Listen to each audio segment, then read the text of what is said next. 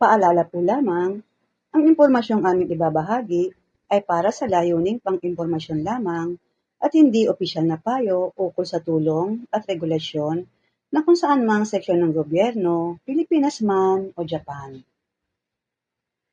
For your information, mga programa ng Kochi, Japan para sa mga gustong lumipat at manirahan doon. May mga programa ang pamahalaan ng Kochi para makahikayat ng mga bagong residente. Ngunit, mahalagang malaman na karaniwan ay hindi basta nagbibigay ng libreng bahay.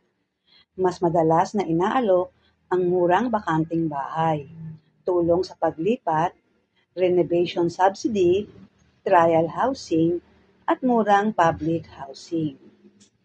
Number 1. Murang bakanting bahay o AKIA. May mga AKIA Bank ang Kochi Prefecture at iba't ibang lungsod ng bayan. Dito inililista ang mga bahay na matagal nang walang nakatira at nais ipagbili o ipaupa ng mga may-ari.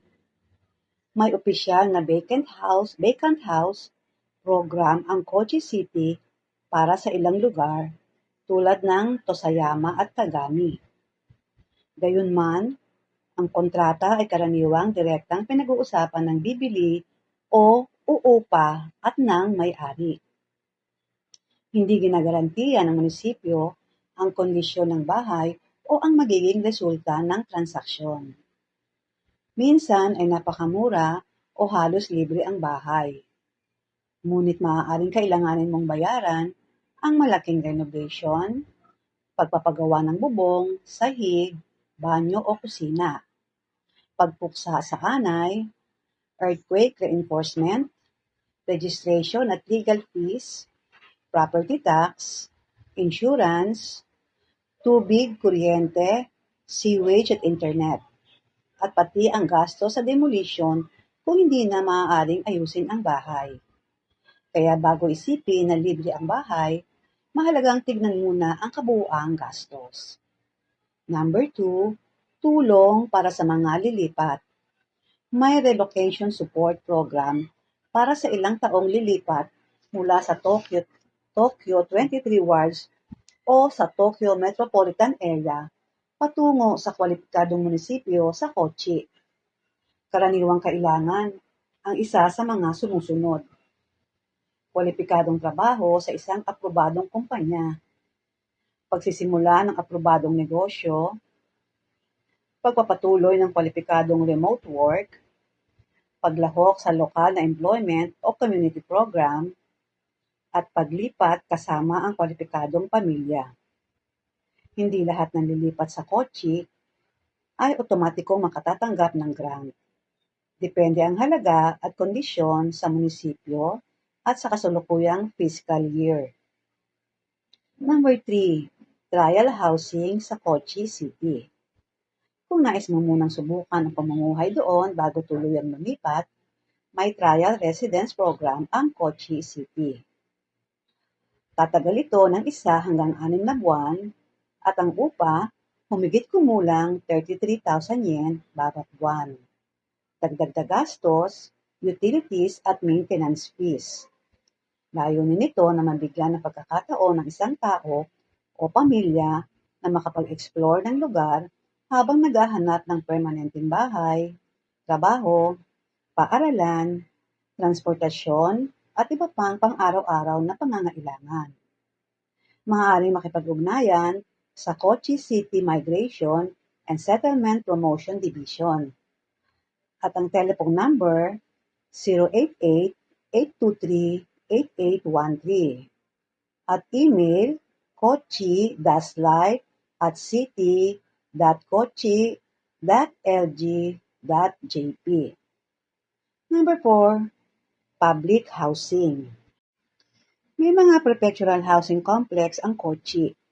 Mas mababa ang upa nito kumpara sa pribadong pabahay. Ngunit tandaan, hindi ito libreng bahay. Hindi ito otomatikong magiging pag-aari mo. May income limit, may application period, at maaaring may kondisyon tungkol sa pamilya at pangangailangan sa pabahay. Number 5, Maaari bang mag-apply ang mga dayuhan? Maaaring maging kwalipikado ang mga dayuhan sa ilang programa. Ngunit, depende ito sa patakaran ng bawat munisipyo.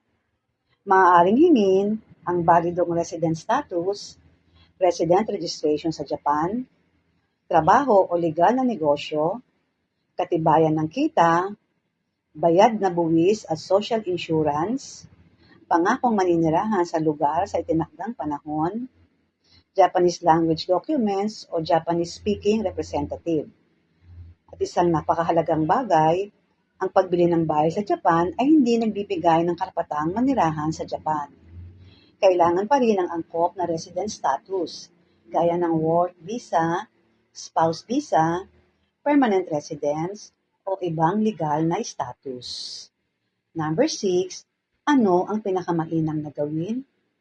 Kung interesado kang lumipat sa Kochi, pinakamainam na una, makipag-ugnayan sa Kochi City Migration Office o sa Kochi Prefecture Relocation Support Center.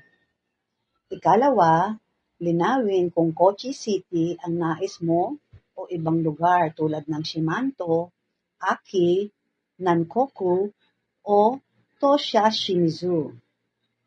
Ikatlo, magtanong tungkol sa kasalukuyang AKIA listings, relocation grant, renovation subsidy, trial housing, trabaho, o business startup support.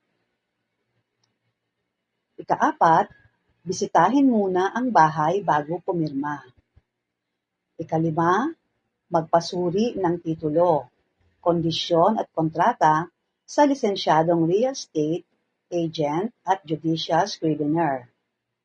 Ika-6, hiwalay na kumpirmahin ang immigration requirements. At sa panghuling paalala, sa praktikal na paraan, ang pinakamagandang oportunidad ay kadalasang murang bakanting bahay na may kasamang renovation subsidy o relocation support, at hindi isang libreng bahay na handa ng tirhan.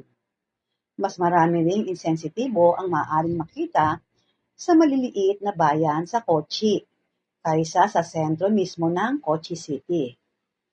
FYI lamang po, ito ay para sa mga interesado. Bago gumawa ng desisyon o gumastos ng pera, mahalagang i-confirm muna ang kasalukuyang requirements, halaga ng subsidy, at eligibility sa mismong munisipyo dahil maaaring magbago ang mga programa at kondisyon.